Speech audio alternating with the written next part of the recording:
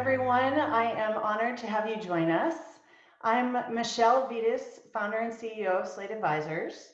We are a tech-enabled leadership and career transition coaching firm that partners with companies ranging from growth stage startups to the Fortune 1000. And I've been personally laid off. In fact, it was out of a layoff experience a number of years back that I founded Slate. And while layoffs can feel like an uncomfortable topic, navigating them well is really important. And how you treat people who are being let go sends a very powerful message to those who remain. A lot of companies are facing potential layoffs right now. If you are among them, you are not alone. Over the past 3 weeks, 1 in 10 working age adults filed for unemployment. And a recent survey indicated that 49% of US companies were at least somewhat likely to conduct layoffs in the next 3 months. Making this even more challenging, many of our team members are currently working from home. To weigh in on this and answer your questions, we have an outstanding panel here today. Steve Cadigan is a board member, talent advisor, and former head of talent at LinkedIn. He was on the task force at Cisco that led the reduction of 8,000 global staff in 2002. He was at the helm of Cisco Asia when SARS broke out in 2003, and he's a highly respected HR executive with deep experience in organizational change. Beth Steinberg is the Vice President of People and Talent at Chime and a startup advisor. Through layoffs at multiple companies, she's seen firsthand the power of focusing on your people, those who are let go, those who remain, and the leaders who guide your company through the process. Matthew Temple is a career and professional development expert at the Kellogg School of Management. He's been on both sides of the tables during layoffs, regularly coaches people who've been laid off, and strives to see those who are laid off leave with as much dignity as possible.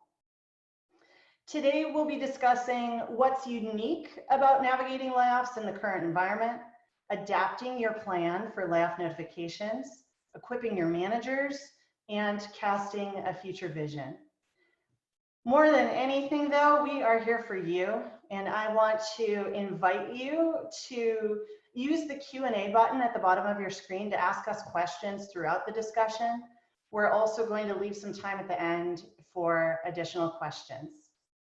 So Beth, to start, would love to hear from you. What do you see as unique about navigating layoffs in this current environment? Yeah, well, thank you, Michelle. I think, it's a difficult environment with so many layoffs happening in an economic climate that is, arduous at best. I feel really grateful. I'm at a company that is not doing any layoffs and we're continuing to hire. But I'm ultra sensitive to what it's like in companies right now because I've been there. And I think for me, the most important thing to remember is you need to look at this through the lens of the people. If you are not sensitive to how you are treating people who you're letting go and how you're communicating and treating the people that remain, it's going to be really difficult to achieve your business objectives long term. You really need to get people to understand why these changes have happened, be honest, transparent, and treat everybody with respect and dignity in order to remain a solid company moving forward.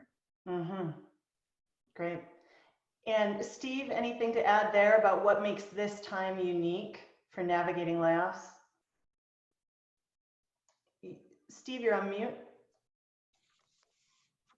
Sorry. No Okay, problem. so listen, if you're at the point where you have exhausted every possible alternative to get to the point where you're having to let people go, I think the first thing that I would encourage you to do is recognize how harsh the reality is that Beth talked about, which is we're letting people go in the most bleak, grim economic environment of all of our lifetimes. The opportunity to get another job is dismal right now. And so that added layer of emotion, added layer of anxiety, I think should govern you to want to prepare more and really, really think through how to land that message. And I don't know that you're going to do it in a way that's going to make anyone happy, but there are definitely worse degrees of how poorly you could do it. So I would want to be very mindful of the environment that I'm addressing my affected staff with, and be very extra cautious and sensitive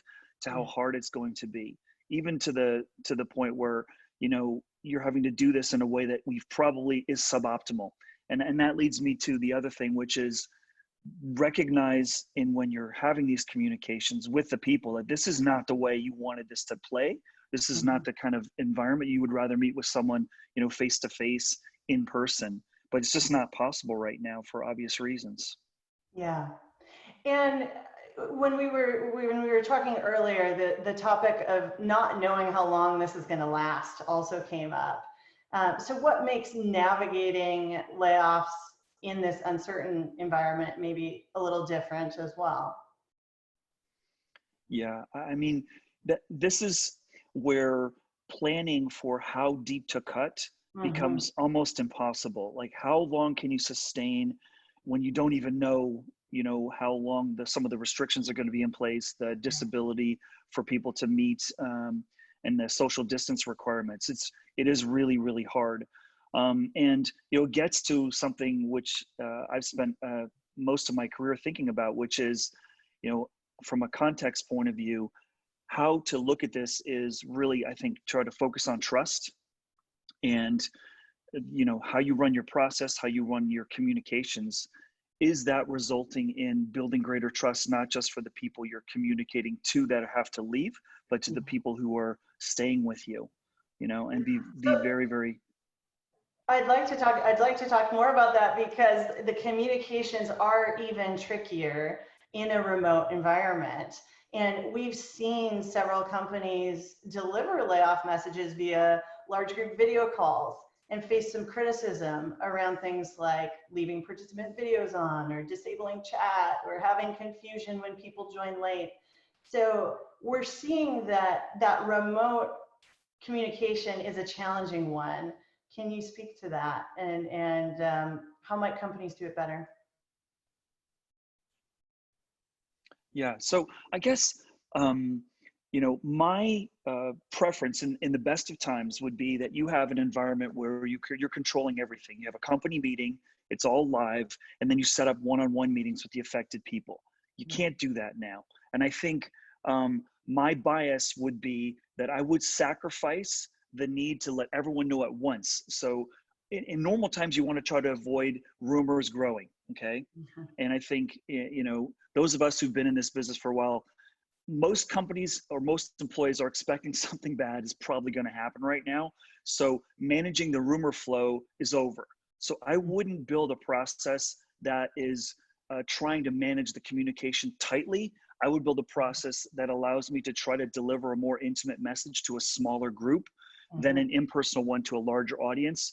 And so I think we just, and this, again, this is just my personal preference, I would try to default to a more personal, individual, authentic delivery to a smaller group, and maybe, and even a staggered time frame. And say that would be my approach versus one huge one where the opportunity for what I call an unforgivable moment is really, really high, you know? Yeah. And can you speak a little bit more to that unforgivable moment? What do you mean by that? What does that look like?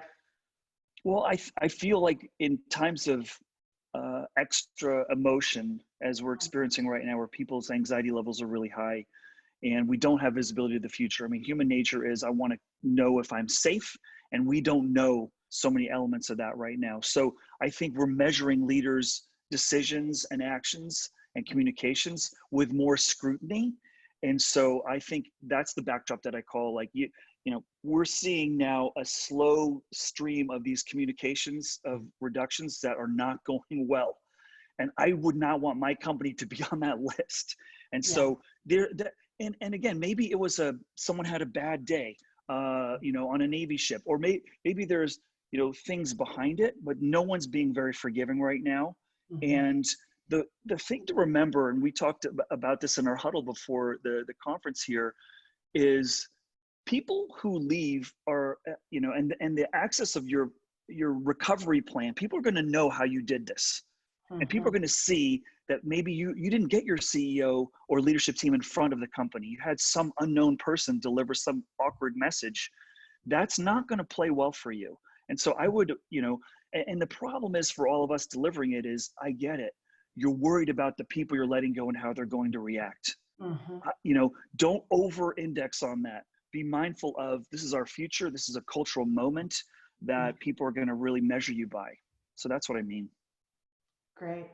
Matthew, you had some additional thoughts in regard to actually that one-on-one conversation that people are having, and the risk of catching people at a place for that call when they're not prepared to take it. Can you speak to that? Absolutely. And one thing I'd want to echo, which Steve just said, is, remember, we're also living in an era right now where that unforgivable moment may be captured on video because you're doing it remotely and they hit the record button on Zoom, or it's going to be reposted online. And we should enter that conversation regardless of that. You want to do your best and do a good job, whether that's going to happen or not. But there is that added layer out there. But we should try to approach it as best we can. And when we think about, then what are the ways that we have to navigate this more carefully in a virtual world?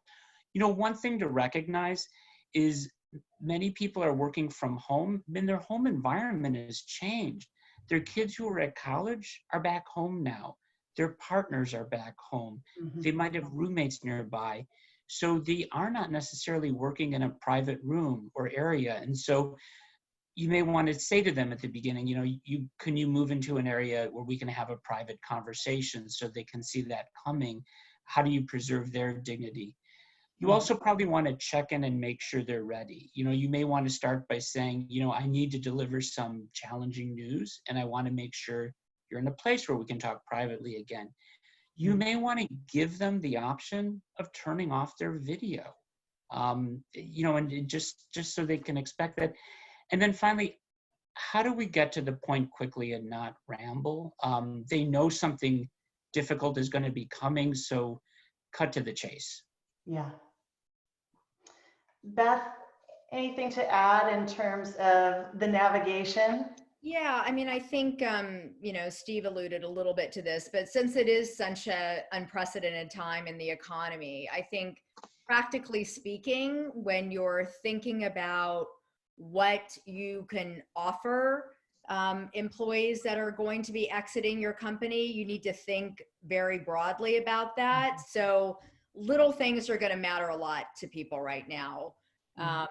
Having an extra month of insurance is going to really matter to people and their families. Extending the exercise date post-termination is going to really matter to people. They may have given years to a company and have had, options vested that they will not be they won't be able to afford to exercise those. And I think little things that you can augment to what you may normally do in a situation of termination is going to mean a lot to employees, and it's going to speak a lot to the people who are remaining at the company, that you took extra steps to take care of the people who were no longer going to be at the company. Right, and some of those things don't cost you anything. That's so right. For example, at LinkedIn, if you're going to let someone go, why don't you let them keep their professional access for a period of time? If it's a DoorDash delivery person, give them free delivery for the remainder of X amount of period. I mean, there's so many things. Beth makes a really great point, that are in your control. That's and right. Try to remove that fear factor. Oh my gosh, we're going to have lawsuits. It's going to, and think about how would you want it delivered to you, as Matthew was saying, and we already know it's suboptimal, but even recognizing that, what little things can you do to soften the burdens that people are going to have? Maybe it's keep the laptop. Maybe it's keep paying for their cell phone bills, right? Yeah. And some companies have done that. And even though a furlough might be different than a layoff in many respects, Macy's has sort of stepped up and they're paying even the employees' contribution for their health care through the end of May as a way to help them. And that builds goodwill. And, for some of those people that are furloughed, they're going to try to bring back as many of them as possible. So how do you start to plan for the future as you're doing those things now? Yeah, and that is in line with a question that came up in the chat box. It says, Steve, building on something you said, can you elaborate on having to fish from the very same streams you are releasing into through this reduction in force, what it does to your employment brand? Right. John Chambers, as Beth knows, because she and I were colleagues there, has a very famous expression where he would say, in the darkest of times is when you really find out the mettle you have as a leader and as an organization. And now is really a great time for you to recognize that everything you're doing is going to be under a microscope. Future candidates, your departing employees are your brand ambassadors. And how well or how poorly you do that is going to have long-lasting consequences. And you may think we got to throw the jewelry overboard and you've gone blank. You're going to have to slap yourself out of that and realize that everything you're doing is going to be seen longer term. And it's in these times where you really find out what you're made of. And I worry about a lot of these unicorns, if you will, that grew really fast, didn't really define what their leadership dimensions were, and are really caught with their pants down. You're like, oh my gosh, what are we going to do? So yeah, I think it's a great question that came up, and your brand, your employer brand is on the line right now. It is. I mean, I think, obviously this is we're going to overcome this. It's going to take some time, but when people start getting, when you start getting a robust economy again and people are looking at jobs, your company, whether you are laying people off right now or if you are not, it is going to be really looked at as how you treated employees during this difficult time period. That is going to be your employment brand. And you need to be really sensitive to that, and you need to do the right thing for people. And I think that is going to really define leadership in the next few years. And are there any nuances, given the culture of a company, of how they might actually conduct notifications in this challenging time? Any cultural nuances, company cultural nuances that come to mind? I think, what's interesting is I feel like we're almost at a point where we're going to have to build some new ones, right? How we communicate, how we organize, how we make decisions is a little bit different right now. And so it's interesting. Yeah, every company is having their culture of transparency, if you will, tested. Their culture of, inclusiveness or authenticity. Hold that close, because now's when people are going to see, are you going to walk the talk? But also be, forgive yourself a little bit that no one saw this coming. And it's really some impossible decisions that we have to make and looking into the future. What's super hard is the crystal ball is completely dark, and I'm stealing from some of the medical experts that I'm watching probably too much on some of the news channels around, like, hey, until we really can test, we really don't know much about how long or how deep or how challenging this is going to be.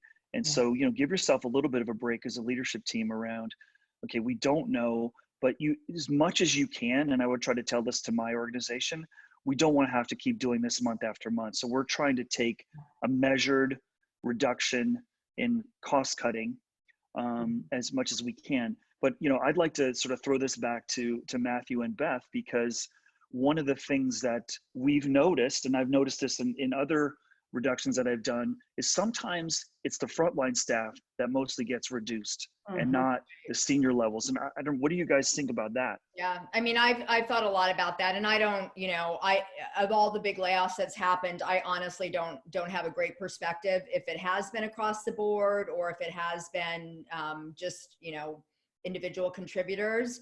But I do think that's a signal to the company. If you're in a company that's doing layoffs of, first level leaders and individual contributors, yet the entire executive team is intact, not taking any sort of truncation of pay or not making any sacrifice themselves. That's a signal to your people. And I think you need to be very clear-eyed about how that is going to impact your culture and your trust moving forward. And I think some companies have done a good job of trying to communicate that out. So I think in Yelp, for example, some of the senior leaders took a 20 to 30% pay cut. And I think the CEO said he was going to give up, his salary for this year. That sends a strong signal. Steve, you had talked about transparency and just understanding like we're taking this on as well. Obviously, they're not going to be affected in the same way that maybe some hourly workers and some of the other people, but we've got to be in this together. And I think that's one of the ways that you rebuild trust after something like this happens. Yeah, and I think another reference to Yelp, and this is, I don't have any firsthand knowledge, this is just what I've publicly read. They did try to figure out what else they could do to avoid this. They didn't go to layoffs as the first thing you would do, which it shouldn't be. It should be the last thing you should do. And I think, articulating that to the company of here's all the things that we're doing to look at expenses and to change the way that we're going to work. As we did the calculation, we still had to do layoffs. But I think being able to articulate the steps that you took as a business to make this the last resort instead of the first resort is really critical long-term. One other cultural nuance, and I'm just doing these Zooms so frequently now. It's like a reminder of don't go to the face, Steve. Don't. So I'm trying to keep my hands down. But one of the things that, again, talking about unforgivable moments and the increased anxiety is, I think employees are expecting and hoping and will benefit from you using your assets to help the community somehow, some way, above and beyond the normal course of business. So, whether it is you're in a background check company and you're going to go, there's one firm that I'm working with up in Canada called Certain, and they're giving free background checks to any medical provider out there in the world right now. Well, that is culturally going to build some love from your employees, their families, and they're seeing that you're going above and beyond. And, there's some big ones like Amazon out there. And I'm just like, what are you guys doing? You're in every community. You have a chance to make a difference. It would be nice and a huge gesture. So, I put that challenge out there from a culture perspective. We're worried about staff reductions, but you have so many assets in your control that could benefit. And that will help, I think, ease some of the strain and make people proud. And I've seen some small companies do a great job like that. There was, I was meeting with an alum a month ago in Miami, and they were opening up a restaurant in the historically Black neighborhood of Overton, Miami. And obviously the restaurant opening was delayed. They gave, they put together food for the community and gave it out. And I think that was just a great way to build goodwill in, when you weren't going to have your opening for a while. Yeah, great. We've got a couple of questions coming in. First one is, employees who remain may ask, do we have more layoffs coming? How should we respond to this? I think Steve alluded to it a little bit in the beginning. I think, in terms of layoffs, the adage has always been measure twice and cut once. It may not be possible right now because there is so much uncertainty. And, I think it's important to be open and transparent, but also to know as a leader that your team has put together a solid go forward plan to demonstrate to the company that you're doing everything possible to avoid any second round of layoffs and to be able to show that plan. And obviously grieving needs to take place around the loss of people leaving the company. And I think we're also grieving, a global pandemic. So I think the grief is real for people and the sadness is real. But as soon as it is possible to get your team on board of what that go forward vision is and how you're going to avoid as best you can doing this again is really critical to try to communicate to the company. The one other thing I might do to sort of set the table is also just say, look, we're living in a very VUCA world right now. There's a lot of uncertainty, and we're going to try to be as transparent with you as we have information. But, here's where we are right now, and this is how we're going forward. Yeah. Right. And I would love to tell you that we can't do any other reductions or there won't be any other in the future, but until the future becomes clear, we don't know. And by the way, we're doing everything we can for the people that we let go. We're supporting them. And, and I would encourage organizations to help people, the ones that you let go. This is a global community right now. And so I think, those are great answers from Beth and Matthew, and just acknowledge the uncertainty, and not from the standpoint of you can't promise it, but from the standpoint of just, hey, it is really, really ridiculously impossible to know everything right now, but we're doing everything we can to take hard decisions. That's why what we were talking about earlier would be so important is everyone's going to see who's let go. And if it's just frontline workers and not some leadership positions, you're going to have harder questions to answer that aren't going to feel good, And so think about that. On the transparency front question, when you are sharing transparently about all the things you did before layoffs, is that sharing just with the Go Forward team, or do you share that with the affected team too?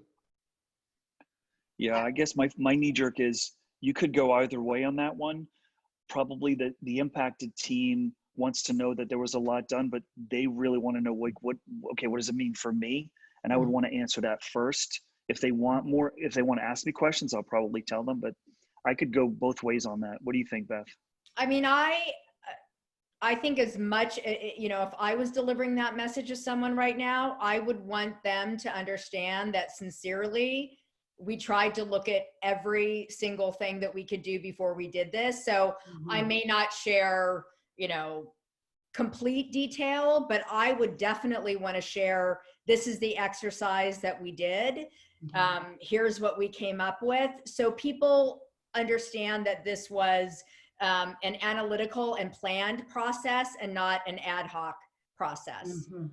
And I would probably share it fairly openly, knowing it's going to come out anyways. When you're looking at how stuff is being released, do you really want it in a trickle, or do you want to get it out there? So I may not go into, all of the detail, but I'm going to assume that almost anything I'm sharing is going to come out eventually. So I would probably err to the side of being more open, more transparent. Yeah, and you were reading, when you're reading about these layoffs, I mean, you're reading about companies where there's a lot of confusion from employees of companies that perhaps just did, multi-$100 million raises, and employees are confused, if you just closed a, $400 million round 2 months ago, why you're now laying off 100 people. So maybe it's because that business unit isn't going to move forward or something, but something is definitely getting lost in translation in terms of how it's hitting employees and their understanding of what was done before this action was taken. Question coming in back to order of operations.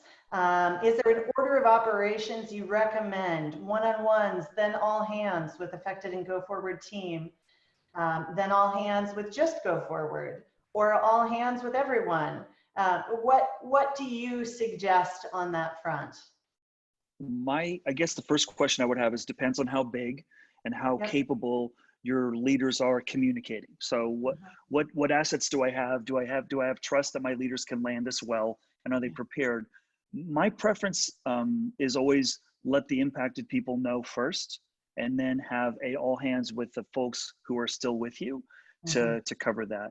And just respect the privacy, give people the opportunity in one-on-one to have their emotional reaction and not have to have that be in a group setting. That's just my bias. I've seen it done in lots of different ways, but that would probably be my preference. Beth, anything? Yeah, I don't disagree, and I do agree with Steve that a lot of it is based on size of the company. I mean, in some companies, it's not going to be, you're not going to have the ability to do a one-on-one with 1,000 people within a day, and so I think you need to balance, being pragmatic and being human. and figure out a way where you were going to try to get a clear, consistent, and empathetic message to people in as short of time as possible. Mm-hmm. But you're not going to be able to stage it like you normally would. You're not.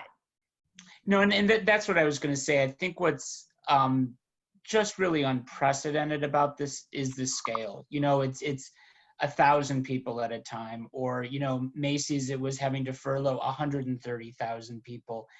And you're having, and Steve, you had made this comment earlier, you're having managers who've never been through a downturn like this, having to deliver that message. If they've been in the workforce 10 years, they haven't really experienced this downturn. And so how do you quickly talk them through, and how do you train them, and how do you kind of give them best practices for doing that? And there may not always be that time to do it.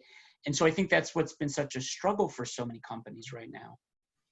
Yeah, I think you're right. And that gets back to, you know, there are many different ways that you could do it based on how large the number of impacted people are, but default to, you know, think about your brand, think about how this is going to be received. How would you want it received?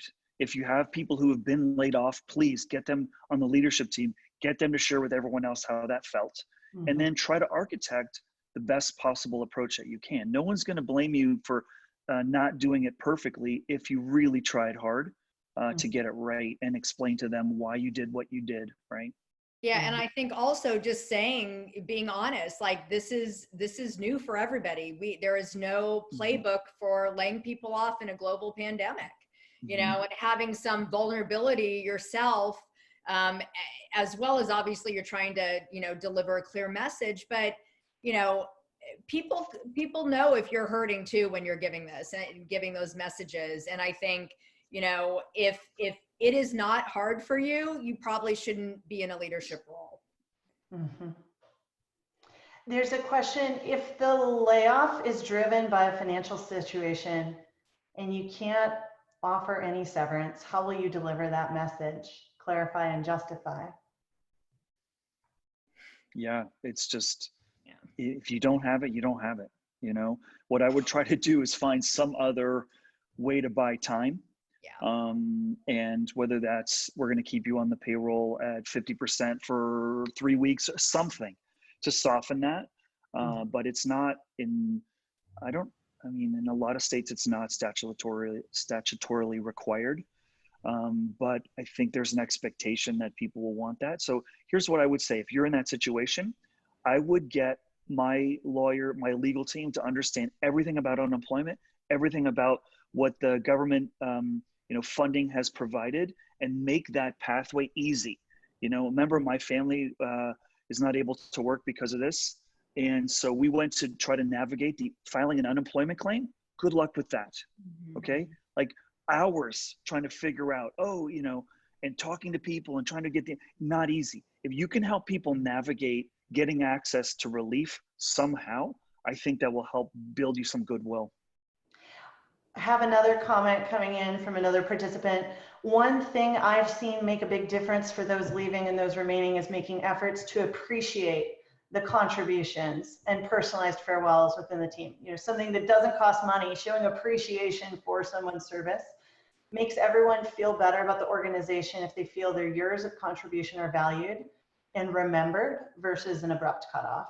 Yeah, I think that's right. And I think that's, obviously during this time, but anytime. I mean, I have a lot of sensitivity around, when people quit on their own or when they're, terminated during normal time, and, all of a sudden they're not good at their job anymore. And well, they were good enough to be hired and you loved them then. And so, I think, again, it says so much about you as a human and you as a company in how you talk about people when they are leaving. And so I think that's a great idea. If you're able to celebrate the contributions of your colleagues and memorialize that some way, I think that's an amazing gesture you could make. Yeah, it's interesting. I prior to this pandemic, I was ready to publish a book on the future of work, and now I have to completely rethink this, what it means. And one of the observations I've had, which we haven't talked about, but I think it's a reality for most mid to large organizations, is this huge contingent workforce that is usually just completely removed in a situation like this. And they don't have the conversation that we're talking about with leadership. The company calls the agency and says, hey, we're going to have to end these contracts. And that's a huge growing number of people that are sort of having to land in awkwardly. I really believe in getting to the conversation around communicating with people, remembering they're still in your orbit, and they're still, if you're a B2C, they're still a potential customer, is just not looking at the world of you work for me, you don't work for me, but just an ecosystem. Because I want people wanting to come back as soon as the switch gets turned, and we're able to, or we slowly turn it back on. I want those people wanting to come back and work for me, because we treated them as well as we could have done, whether they're a contractor, whether they were a full-time employee, Yep, absolutely. And turning to the managers who are actually delivering a lot of these notification messages, there can be a lot of fear of delivering that message. And I remember the first time I was tasked with laying someone off, and I wanted to show compassion, and yet I feared I was going to say the wrong thing, either legally or just on a human level. Can you speak to that? Matthew, how can we equip managers to handle notifications in the best possible way? I think some of the challenge right now, which we said earlier, is, look, some of these managers have never been through a downturn like this. The economy's kind of just gone up the last 10 years. So I think one is, how do we just train them in the best practices of delivering that message? Prepare them to just be frank and get to the point as quickly as possible. Don't draw it out. I think as well, you want to avoid, and it's tough because we're human, but you want to avoid saying how hard it is for you. It's a lot harder for them. And then finally, even as a manager going through and laying someone off, it is a hard thing to go through. Yeah. And so then how do you recharge? How do you decompress after that? And the pandemic has even made that difficult, because normally you might say, well, I'm going to go to the gym. Well, the gym's closed. I'm going to go for a walk, or I'm going to see friends. Well, you can't get together with people. So, at the very least, don't schedule something after you have to do something like that. It's a tough thing to go through. And so you might be going out for a walk, socially distanced, but schedule in some time to recharge and collect your thoughts after something like that. Great. And a follow-on question that's related to that. We know that this is especially hard for those being let go, but those doing the letting go are surely going to experience emotional trauma as well. How do you support your team and yourself during this time? Yeah, I think Matthew, you touched on that. I think that's where you do want to get that team together afterwards, and you do need to start talking about the future. And I think it's going to be okay to show your vulnerability. It's going to be difficult for everyone. I think that's one of the things that can bring that team together, bring those managers together afterwards, is show that vulnerability, be transparent. Yeah, and if I remember a time I had to let someone go, and I'd been coaching people to let other folks go and never done it myself. And I had to bring in some help, bring in someone to help me do it, because I was really worried about my emotions. And it's a good thing that I did, because I got about halfway through the first sentence and I just kind of started getting my throat in a knot. So if you really sense someone needs extra help, or you are that person that needs it yourself, get someone that you trust that's not going to be overly awkward for the person on the other end, right? Whether it's someone that they know that, is in the circle of trust, if you will, or someone in the human resources team that has experience and can help take the baton if you sort of lose it, because it is really, really hard. It is. And I think you've got to, I don't want people to seem like they're reading from a script or overly rehearsed, but I do think if you've never done it before, to role play with someone can be really helpful, because it's hard to gauge someone's reactions. You'll probably get some people who will be very angry, and some people who will be, very, may cry. I mean, you'll get a lot of different reactions, and you as a leader are going to have to absorb that and help get them through to the end of the conversation. Like Matthew said, you really shouldn't belabor it. You need to sort of get to the message quickly and then be very human afterwards. But you may need to role play that with somebody if you've never done it before. Mm-hmm. There's a question about who should be delivering the message. We don't have enough HR to support the number of one-on-one conversations. Is it okay to have managers handle the bulk of the conversations and then have HR on hand for any additional conversations? Sounds like that's a prospective client for you, Michelle. Yeah. Michelle, and she's very, understated around what Slate can do, but this is a quick commercial message that she built her company because of a negative, sour experience of getting laid off. That's where it all started. And it's pivoted based on customer needs over the years to executive coaching. But career coaching is right in the wheelhouse. And there are firms out there that can help you do this. And if you can't, if you can't afford, I wouldn't want an external person letting my people go. No. But I would want someone to help coach and really help practice, as Beth said, and script this so that you're as prepared as you possibly can be. That's okay. Most organizations, they don't have anyone with HR, or you have someone who's the de facto cultural, role model, and someone who's got a degree of leadership in the company that may be best equipped to do it. Right. And I think it's fine to have the managers do it without someone from the people team there, as long as obviously they're equipped to it. But I would want to make sure that it wasn't, that they were able to give some of the key messages around like what separation looks like and benefits looks like, because what you don't want is someone to have to wait then to have a subsequent conversation and be in terrible anxiety, not understanding what their potential exit package is going to look like. So I think the timing needs to be exceedingly tight if that's the way you're going to do it. And that's where some of the senior leaders and senior managers have to step in. I mean, That's they're right. all in this together. You can't just outsource that. You can't do it by proxy. That's where they're going to have to step up and do it. Yeah. And I remember my very first startup, we overhired and we subsequently had to lay off about half the company. It was the first time I owned the whole function myself. I had previously been at larger companies, and the CEO did not come to work that day. And I had to have, myself and the CFO had to have conversations with 150 people.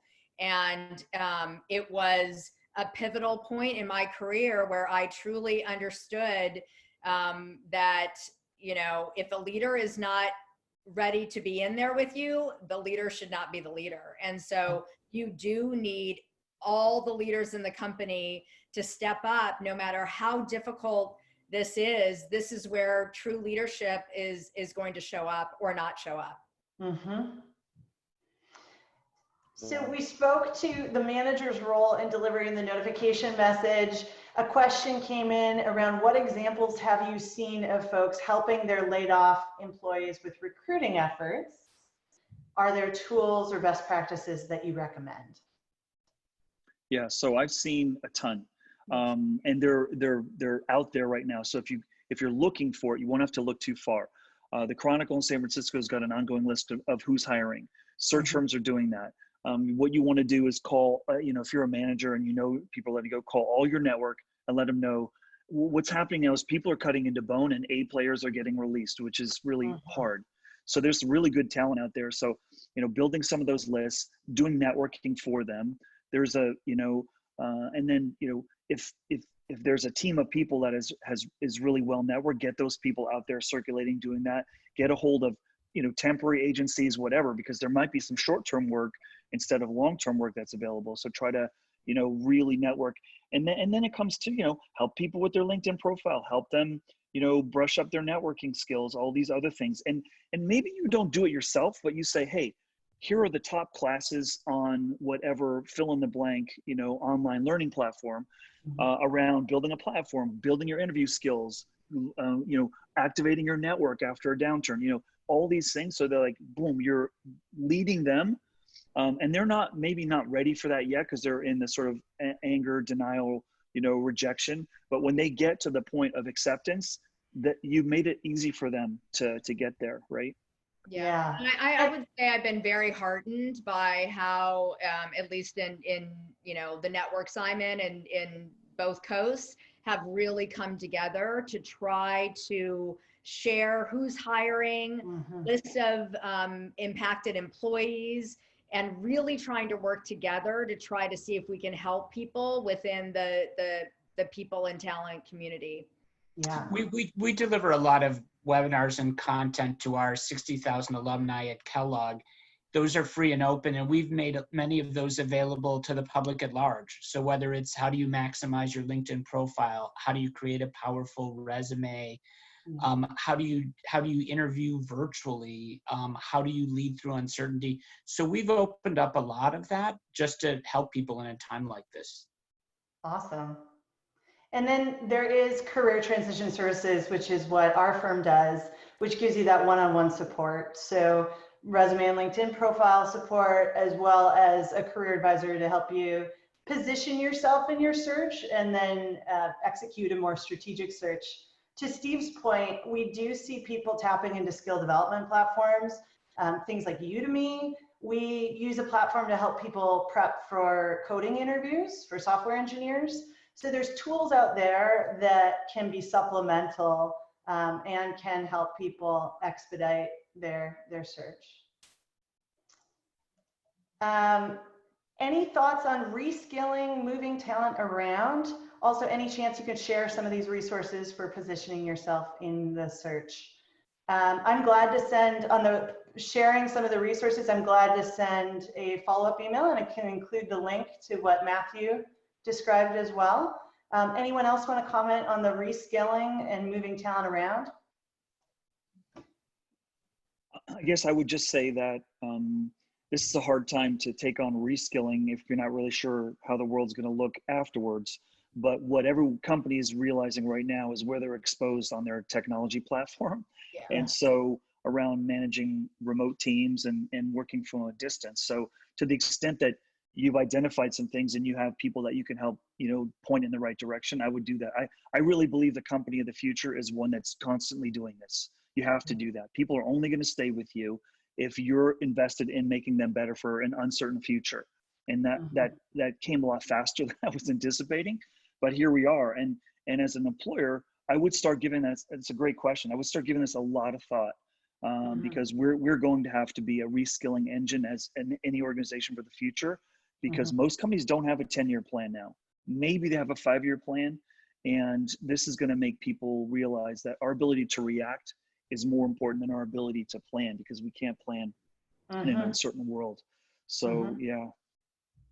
And I've been telling people in the short term, just, think through what are some gaps you want to close, what are some skills you want to get, and how can you do that in a less expensive way? So some of the free online platforms, whether it's Coursera, edX, Udemy, but use that time now to just learn those new skills.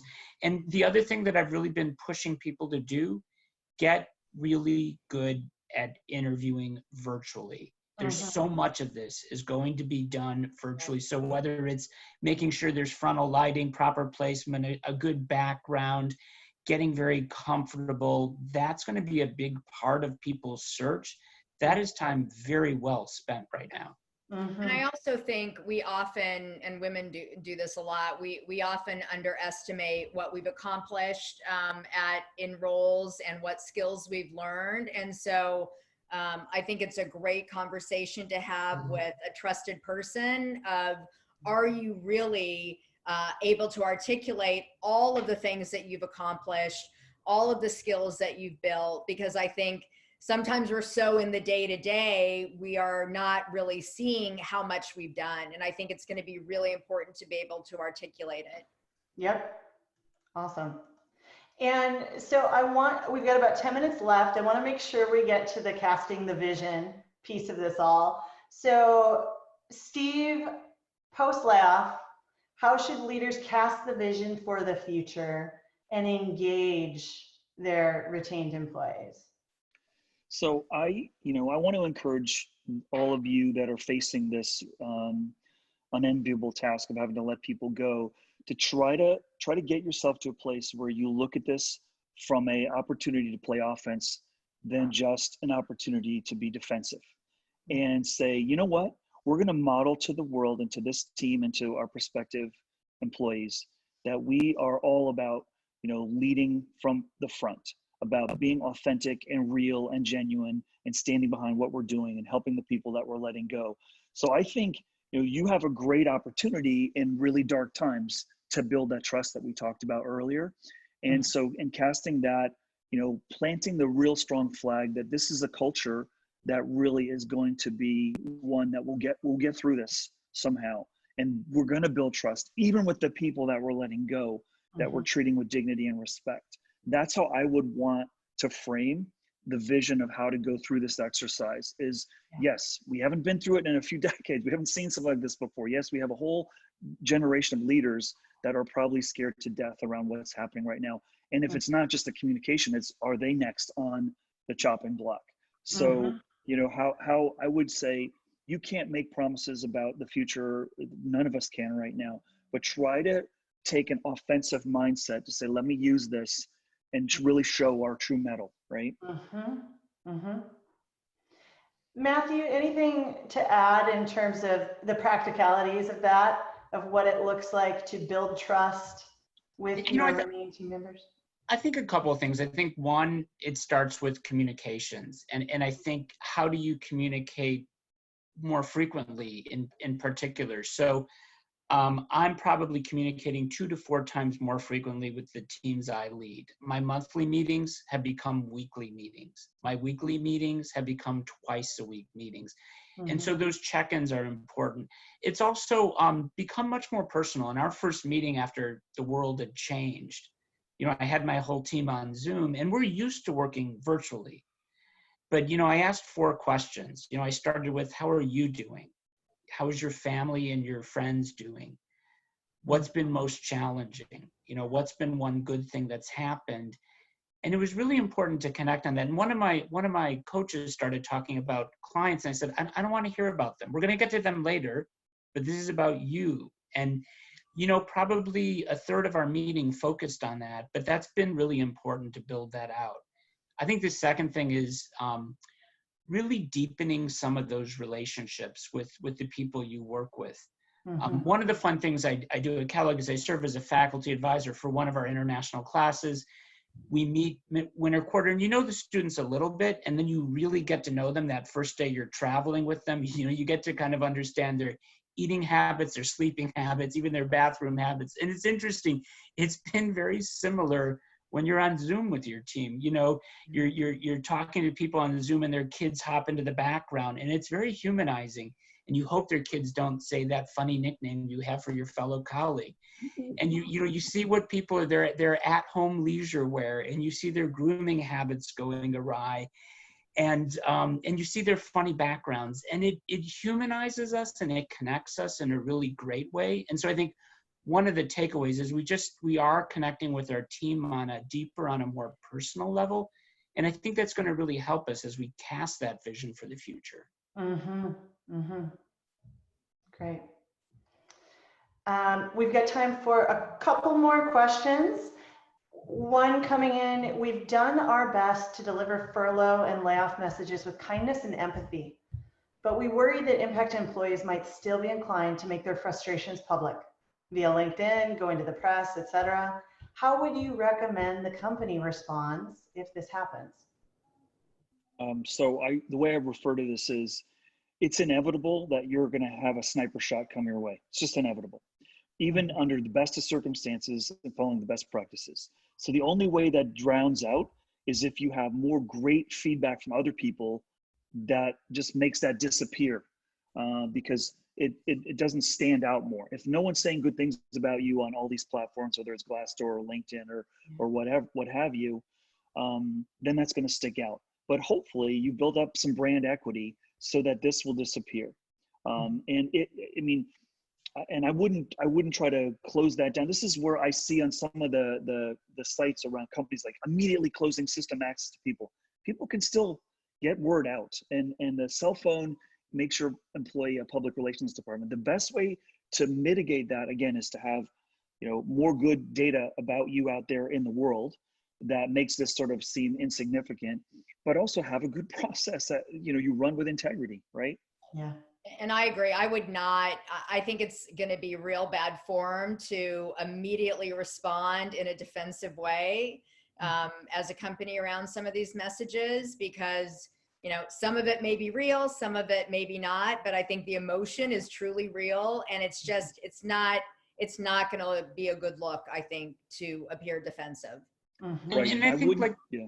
Go ahead, I was going to say, I think Yelp did a good job of sort of saying, look, these are all the things that we've thought through before we arrived at this decision. Here's how we, senior management took a cut in pay. We've done this. We really looked at extending benefits. I think the more that you can just be transparent about that, the better.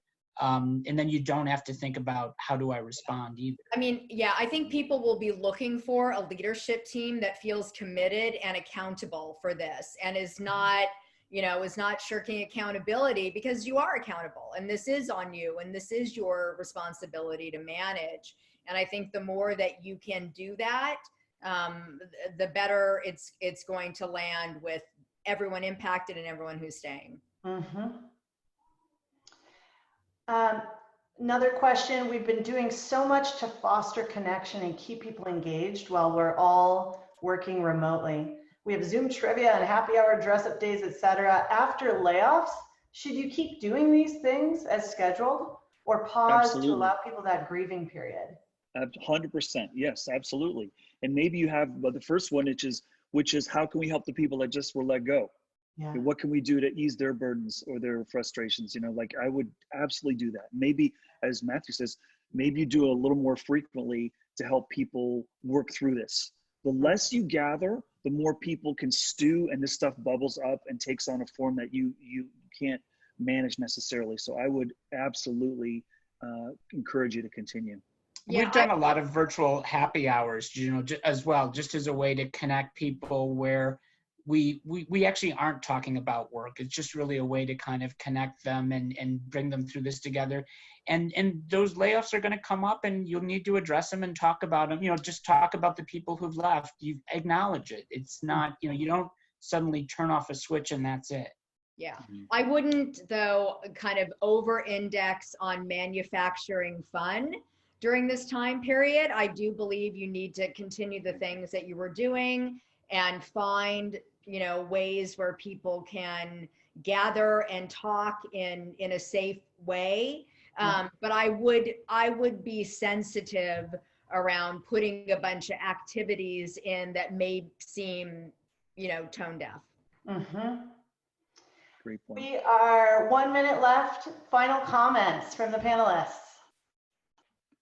I guess my final comment is, please have the lens of humanity, compassion, and people when you're doing this. There's hard decisions to make. And some are, going to, really impact people, but always keep the lens of how is it going to impact people that you've let go of, and how it's going to impact the people who are staying at your company. And that's the way we're going to, continue to drive business outcomes through this. I would come back to a little bit of what I said at the beginning. Look, I've been on both ends of it, and just put yourself in their shoes. How would you want to be treated? How, and I think if you look at it through that lens, it'll help you do it in the best way possible. Mm-hmm. And I'll just say what they said, completely agree.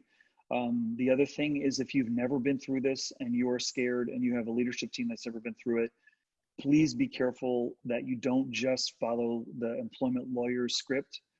They're there for a specific reason, to try to protect the company, but you are the leaders who have to live with that decision. And so sometimes it's just legal advice. It's not the legal have-to-do list. And some of what I've been seeing is coming right out of a law firm playbook that's never really done this, but they're looking at the law and just follow what Matthew says and what Beth says, which is, how would you want this done to you? And recognize your brand is on the line. Mm-hmm. Great. So I want to thank you all for joining us. If I can be helpful, or my team can be helpful to you, feel free to reach out to me directly on LinkedIn. And we'd also love your feedback. So at the end of this, there's a quick survey. Feel free to share your feedback with us. And we are in this together. Thank you. Thanks. Thanks, everyone.